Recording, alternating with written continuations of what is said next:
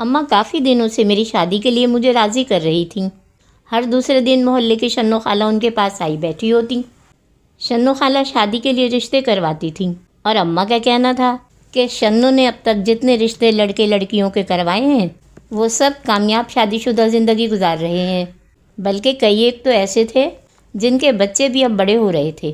اور جب میں نے اماں کو اپنی رضامندی دے دی تو پھر تو جیسے شنو خالہ روز ہی آنے لگی تھیں، وہ اماں کو کسی نہ کسی لڑکی کی تصویر دکھا رہی ہوتیں۔ اور پھر ایک روز اماں نے مجھے تصویر دکھائی۔ اماں کی سوئی تو اس لڑکی پہ اٹک گئی تھی۔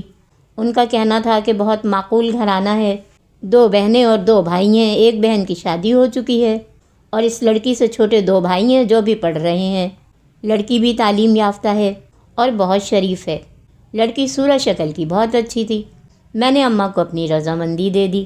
میرا کزن جو گاؤں سے شہر تعلیم حاصل کرنے آیا تھا، پچھلے 4 سال سے ہمارے ساتھ ہی رہتا تھا، اس نے لپک کے میرے ہاتھ سے تصویر لے لی۔ اس کی نظریں تصویر پہ گڑی ہوئی تھیں۔ اماں ہنس کے بولی، ارے یاور، نظر لگائے گا کیا؟ اور اس نے خجلت سے تصویر اماں کو دے دی۔ اور پھر چٹ منگنی پٹ بیاہ والی بات ہو گئی۔ دلہن کمرے میں تھی کہ یاور کی باتوں نے میرے بڑھتے قدم روک دیے۔ اصفر بھائی، یہ ضروری تو نہیں کہ جیسا ماضی تمہارا رہا ہے ویسے ہی اس کا بھی رہا ہو۔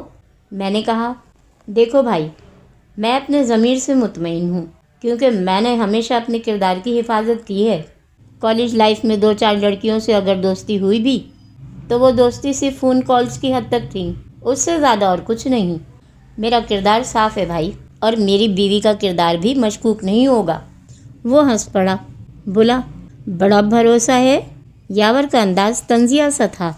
میں اسے نظر انداز کرتا ہوا اپنے کمرے میں آ گیا، جہاں وہ دلہن بنی بیٹھی میرا ہی انتظار کر رہی تھی۔ صبح کسی نے کمرے کا دروازہ زور سے کھٹکھٹایا۔ میں نے دروازے پہ جا کے دیکھا تو وہاں کوئی نہ تھا۔ میں حیران رہ گیا۔ میں نے نویرہ سے کہا کہ وہاں تو کوئی بھی نہیں، پھر یہ دروازہ آخر کس نے بجایا ہے؟ وہ بولی، یقیناً کسی انسان نے ہی بجایا ہوگا، کوئی تو ہے جس نے بجایا ہے۔ تھوڑی دیر میں اماں نے مجھے آواز دے دی۔ میں اماں کے پاس گیا۔ بیٹا، یاور تو شاید ابھی سو رہا ہے، اس کے کمرے کا دروازہ بند ہے۔ رات کو میں نے فریج میں صبح ناشتے کے لیے دودھ رکھا تھا، لیکن اس میں اس وقت دودھ ہی نہیں ہے، جانے کہاں گیا؟ کوئی بات نہیں اماں، میں ابھی لے آتا ہوں۔ اور دودھ لے کے جب میں گھر سے ذرا فاصلے پہ تھا کہ مجھے اندر سے نویرہ کے چیخنے کی آواز آئی۔ میں گھبرا کے تیز تیز قدم بڑھاتا دروازے پہ پہنچا تو دروازہ اندر سے بند تھا۔ میں نے گھبراہٹ میں زور زور سے دروازہ پیٹ ڈالا۔ اماں نے دروازہ کھولا۔ ان کی رنگت پھیکی پڑی ہوئی تھی۔ اماں، دروازہ کھولنے میں اتنی دیر لگا دی؟ بیٹا، میں اوپر پرندوں کے لیے پانی رکھنے چلی گئی تھی۔ اماں، ابھی کیا ہوا تھا؟ گھر سے باہر تک آواز آ رہی تھی۔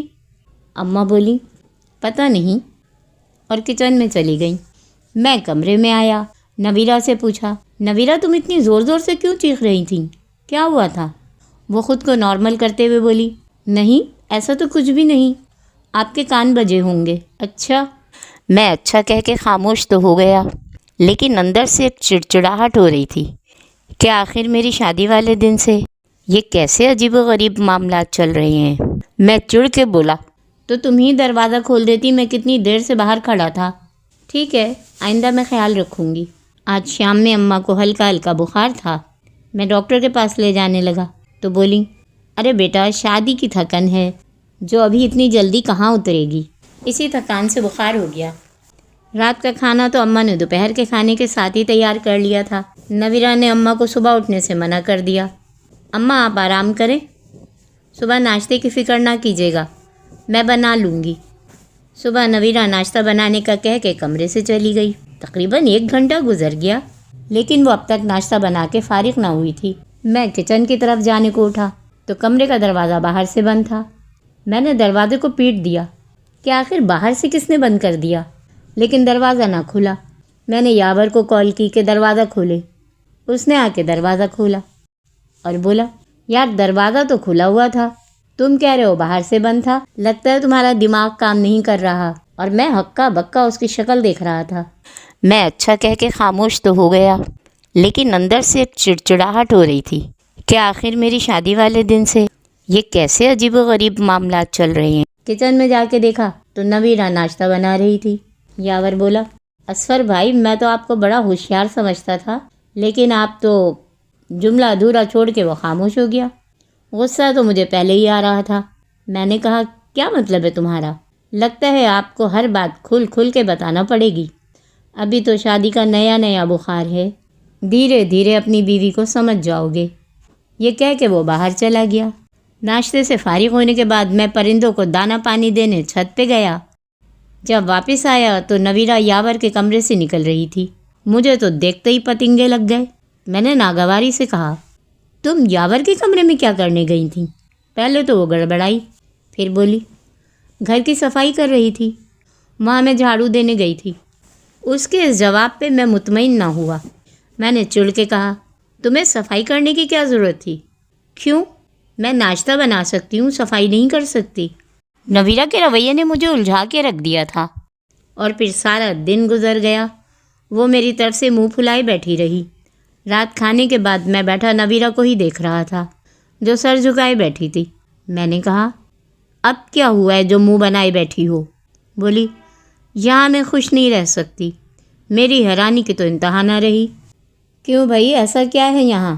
بولی، آپ مجھے الگ گھر میں رکھیں، وہاں میں خوش رہوں گی۔ کیوں، یہاں اس گھر میں کون سی کمی ہے جو تم خوش نہیں ہو؟ بس میں نے کہہ دیا میں الگ گھر میں رہوں گی، ورنہ میرے میکے چھوڑائیے مجھے۔ اور یہ سنتے ہی میرا دماغ گھوم گیا۔ اپنے کپڑے بیگ میں رکھو، سامان پیک کرو، میں بھی چھوڑ کے آتا ہوں تمہیں۔ پہلے تو وہ کچھ دیر حونق بنی مجھے دیکھتی رہی، پھر اپنے کپڑے اور ضرورت کی کچھ چیزیں بیگ میں رکھیں اور کھڑی ہو گئی۔ میں نے گاڑی نکالی اور اس کے میکے لے گیا۔ میں نے وہاں کسی کے سامنے اپنے غصے کا اظہار نہ کیا۔ اپنے ساس سسر سے کہا، نویرہ آپ لوگوں کو بہت یاد کر رہی تھی تو میں لے آیا کہ 2-4 دن یہاں رہ لے۔ اور جب میں اسے چھوڑ کے گھر واپس آیا تو یاور جیسے میرے انتظار میں ہی بیٹھا تھا۔ بولا، اصفر بھائی تمہاری شادی کو دن ہی کتنے ہوئے ہیں اور چھوڑ آئے بیوی کو اس کے میکے؟ ارے بیویاں جانے کا کہتی ہیں تو کوئی انہیں وہاں رہنے کو چھوڑ کے نہیں آ جاتا ہے۔ لوگ اپنی بیویوں کو دبا کے رکھتے ہیں، ایسی آزادی نہیں دیتے۔ تم تو اس کے اشاروں پہ ناچنا شروع ہو گئے۔ میرے پاس فالتو ٹائم نہیں تمہاری باتیں سننے کا۔ یہ کہہ کے میں اپنے کمرے میں آ گیا۔ رات کو اماں سو چکی تھیں۔ صبح گھر میں نویرہ کو نہ پا کر سوال کیا، تمہاری بیوی کہاں ہے؟ نظر نہیں آ رہی۔ اور میرے بولنے سے پہلے ہی یاور اماں سے بولا، خالہ میرا گاؤں کا دوست سلیم یاد ہے تمہیں؟ اماں بولی، ہاں، تمہارے گھر کے سامنے والی دکان کے برابر میں جس کا گھر تھا۔ ہاں وہی۔ اس کی بیوی بھی آئے دن بھاگ بھاگ میکے جاتی تھی۔ آخر ایک دن یہ بات کھلی کہ سلیم کی بیوی کا کسی سے چکر تھا۔ شادی کے بعد آئے وقت میکے جانے کا کیا مطلب ہے؟ بیوی اپنے شوہر کو چھوڑ چھوڑ کے میکے رہنے کیوں جا رہی ہے؟ یہ تم اشاروں کنایوں میں کیا کہنا چاہ رہے ہو؟ خبردار جو تم نے میری بہو کے لیے کچھ کہا۔ ارے خالہ میں تو دنیا کی بات کر رہا ہوں۔ یاور بوکھلا کے اسی وقت اماں کے کمرے سے چلا گیا۔ شام میں اماں کے کمرے سے اٹھ کے میں آیا، یاور سامنے ہی کھڑا تھا۔ اصفر بھائی میری مانو، مجھے تو شک ہے تمہاری بیگم کا کوئی چکر ہے، اور اس کی اس بات پہ میرا جی چاہا کہ اس کا منہ نوچ لوں۔ میں نے اپنا غصہ پیتے ہوئے یاور سے کہا، یار تم ہر وقت اپنی راگنی نہ الاپا کرو۔ مجھے اپنی بیوی پہ پورا بھروسہ ہے، اس لیے اب زیادہ بک بک کرنے کی ضرورت نہیں۔ ہاں بھائی تمہیں تو بھروسہ ہوگا ہی، اس کی محبت نے تمہاری آنکھوں پہ پٹی جو باندھ دی ہے، لیکن ہمیں سب دکھائی دے رہا ہے۔ اور یاور کا منہ بند کرنے کے لیے میں نے نویرہ کو گھر لانے کا تہیہ کر لیا۔ میں ابھی اپنی بیوی کو لینے جا رہا ہوں۔ وہ تمسخر سے بولا، لو تمہاری بیوی تو کب کی گھر بھی واپس آ چکی ہے اور تمہیں خبر ہی نہیں۔ اس نے تو یہ بھی گوارا نہ کیا کہ تمہیں اپنے آنے کی خبر ہی دے دے۔ میں نے سیدھا اپنے کمرے کا رخ کیا اور گھبرا گیا۔ نویرہ اوندھے منہ پڑی تھی۔ نزدیکی ایک تحریر شدہ کاغذ پڑا ہوا تھا۔ میں نے نویرہ کو بستر پہ لٹایا، لیکن وہ ساکت تھی۔ میں نے کاغذ اٹھایا جس میں تحریر تھا، اصفر میں تمہاری دنیا سے جا رہی ہوں۔ میں اس لائق نہیں کہ تم سے نظریں ملا سکوں۔ میں جانتی ہوں میرا شوہر مجھ سے بہت پیار کرتا ہے، لیکن میں اس کے لائق نہیں۔ شادی سے پہلے میرے کئی دوست تھے، لڑکوں سے چکر چلانا میرے بائیں ہاتھ کا کھیل تھا، لیکن مجھے اب اپنے آپ پہ شرم آتی ہے کہ میں اپنے کردار کی حفاظت نہ کر سکی، اس لیے اس دنیا سے اپنا تعلق ختم کر رہی ہوں۔ ہو سکے تو مجھے معاف کر دینا۔ اور میں بلک بلک کے رو رہا تھا، دماغ معاف ہو رہا تھا کہ میرے ساتھ یہ کیا کھیل ہوا۔ محلے والے، رشتہ دار سب جمع ہو گئے اور جانے کیسے اس خط کی خبر بھی جنگل میں آگ کی طرح پھیل گئی۔ نویرہ کے گھر والے اس خط کے بارے میں حیران تھے۔ ان سب کے منہ پہ یہی الفاظ تھے، ہماری لڑکی بے گناہ ہے، وہ بہت نیک تھی، اس نے تو کبھی کسی لڑکے سے فون پہ بھی بات نہ کی تھی، اور یہ لکھائی یہ بھی نویرہ کی نہیں ہے۔ نویرہ کے گھر والے مجھ سے بات ہی نہیں کر رہے تھے، وہ سب کے سب مجھ سے اکھڑے اکھڑے تھے اور مجھے نویرہ کا قاتل سمجھ رہے تھے۔ نویرہ کی تدفین کے بعد میں گھر آیا، مجھے گھبراہٹ سی ہو رہی تھی، دل میں ایک بے کلی تھی، ایک بے نام سی بے چینی تھی۔ جانے کیوں بار بار میرے ذہن سے وہ بلیاں نہیں نکل رہی تھیں جو نویرہ کی تدفین کے وقت اس کی قبر کے اطراف میں منڈلا رہی تھیں۔ میں گھبرا کے بار بار صحن کی طرف آ جاتا اور پھر بے اختیار میرے قدم نویرہ کی قبر کی طرف اٹھ گئے۔ میں نے فاتحہ پڑھی اور وہ 2 بلیاں ابھی بھی نویرہ کی قبر کے پاس ہی تھیں۔ کبھی وہ رونے جیسی آوازیں نکالتیں، کبھی اپنے پنجوں سے قبر کی مٹی ہٹانے لگتیں۔ میں کافی دیر ان کی یہ حرکت دیکھتا رہا اور ان کے مسلسل اس طرح کرتے رہنے پہ میرے دل و دماغ میں ایک دم سے یہی خیال آیا کہ کسی عالم دین سے اس کے بارے میں بات کروں کہ بلیاں صرف وہاں ہی ایسا کیوں کر رہی ہیں۔ میرے محلے میں بنی مسجد کے پیش امام بہت معتبر اور روحانی شخص تھے۔ میں اسی وقت سیدھا ان کے پاس گیا، انہیں ساری بات بتائی، وہ میرے ساتھ ہی چل پڑے۔ وہاں موجود میرے 3 دوست بھی میرے ساتھ ہو لیے۔ میں نے نویرہ کے ابو کو فون پہ جلدی ساری صورتحال بتائی۔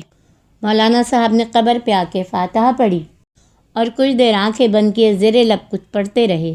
بلیاں ابھی بھی وہاں موجود تھیں، کبھی روتیں اور کبھی پنجوں سے مٹی ہٹانے کی کوشش کرتیں۔ پیش امام صاحب نے فوراً کہا قبر کی کھدائی کی جائے۔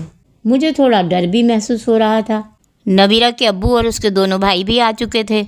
نویرہ کے ابو کے ساتھ 2 پولیس کے اہلکار بھی موجود تھے۔ پھر مولانا صاحب کے کہنے پہ گورکن کو بلا کے جلدی قبر سے مٹی ہٹائی اور میری حیرت کی انتہا نہ رہی۔ اس کے چہرے کو دیکھ کے لگ رہا تھا کہ وہ ہولے مدھم سانسیں لے رہی تھی اور دونوں بلیاں قبرستان سے باہر نکل رہی تھیں۔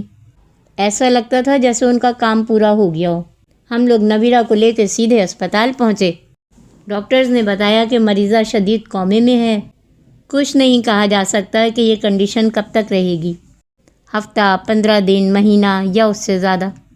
آپ اب ان کے لیے دعا کریں۔ ایک ڈاکٹر بولا، آپ کی بیوی بہت زیادہ خوف اور گھٹن کا شکار ہوئی ہے۔ میں زیادہ تر نویرہ کے پاس ہی ہوتا اور اس کے ہوش میں آنے کی دعائیں کرتا رہتا، کیونکہ اب مجھے سچ جاننا تھا۔ اور 17 دن بعد نویرہ کو ہوش آ گیا۔ جس دن نویرہ کو ہوش آیا اس دن اماں نے مجھے اطلاع دی کہ یاور اپنے سامان سمیت گھر سے غائب ہے۔ نویرہ نے مجھے بتایا کہ یاور شادی کے شروع دن سے ہی اسے پریشان کرتا تھا، اسے اکیلے پا کر بہانے سے اس کے قریب ہونے کی کوشش کرتا، اور جس دن میں دودھ لے کے واپس آیا تھا اس دن بھی یاور اندر سے کنڈی لگا کے نویرہ کو تنگ کر رہا تھا، اور اماں چھت پہ تھی۔ جب شادی کے دوسرے دن وہ ناشتہ بنا رہی تھی تو بھی یاور نے ہی کمرے کی کنڈی باہر سے لگائی تھی اور نویرہ کو پریشان کر رہا تھا۔ اسے اکیلے پا کر بہانے سے اس کے قریب ہونے کی کوشش کرتا تو نویرہ شور مچاتی۔ یاور دراصل نویرہ کے ہی کالج میں پڑھتا تھا اور اسے تنگ کرتا تھا۔ وہ یہ بات اچھی طرح سے جانتا تھا کہ نویرہ ایک سیدھی سادی لڑکی ہے اور لڑکوں سے دور بھاگتی ہے۔ اس کے اسی ڈر کا یاور نے ناجائز فائدہ اٹھایا۔ نویرہ نے بتایا کہ جب میں رات میں اس کے میکے اسے چھوڑ کے آیا تھا تو وہ رات بھر میری یاد میں سو نہ سکی تھی اور صبح ناشتہ کرتے ہی اپنے گھر سے بھائی کے ساتھ وہ یہاں گھر آ گئی تھی۔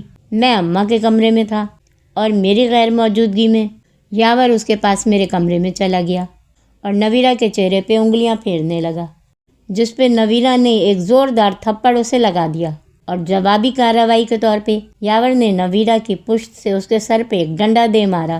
نویرہ کا سر تو نہ پھٹا لیکن وہ اسی وقت بے ہوش ہو کے منہ کے بل گر گئی۔ وہ کوما میں چلی گئی تھی اور سب سمجھے کہ وہ مر گئی ہے، اور وہ خط یاور نے اپنی جان بچانے کے چکر میں ہی لکھ کے اس کے پاس ڈال دیا تھا تاکہ یاور کی طرف کسی کا ذہن ہی نہ جائے۔ اور جب میں نے نویرہ سے بلیوں کا ذکر کیا تو اس نے بتایا کہ اس نے بلی کے 3 چھوٹے بچے پالے تھے، ایک تو کہیں چلا گیا، 2 نویرہ کے ساتھ ہی رہے۔ نویرہ ان کا بہت خیال رکھتی تھی۔ اور اب وہ بچے بڑے ہو گئے تھے۔ نویرہ اور اس کے گھر والوں سے بہت مانوس تھے، اور میں نے اللہ کا شکر ادا کیا کہ ان بلیوں کی وجہ سے میری نویرہ بچ گئی۔